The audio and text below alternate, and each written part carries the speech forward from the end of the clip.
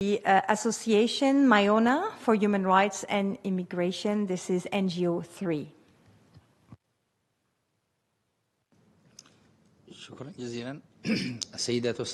Thank you, ladies and gentlemen. We would like to thank the Presidency for holding this important debate. And on behalf of our association, we'd like to stress that Yemen is one of the worst environments when it comes to the situation of detention and prisons.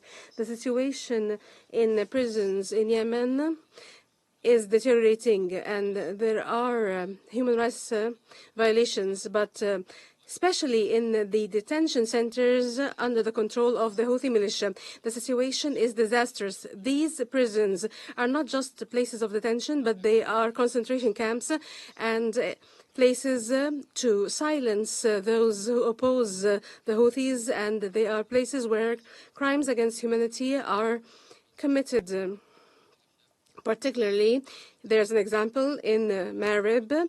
A young man was detained and he died in detention, and many others die without trial in the prisons of the militia, whether in Aden or in Taiz. And these are pro-government detention centers.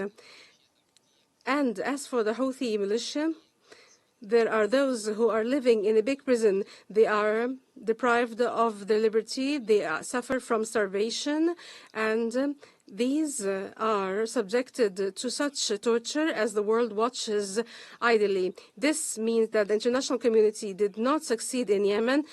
There are tens and scores of UN personnel and NGO and civil society and diplomatic missions personnel who are detained without legal cause for more than a year.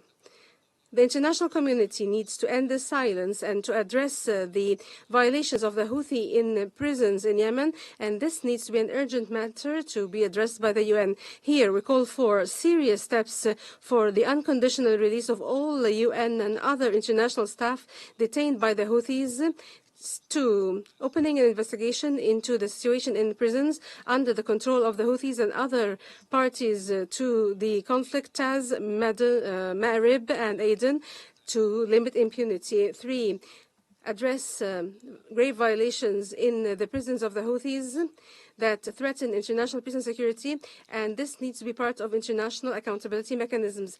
In closing, ignoring what's happening in Yemen and in the prisons of the Houthi militias means that we are ignoring the Nelson Mandela Rules, and this undermines justice and human dignity, I think. Thank you.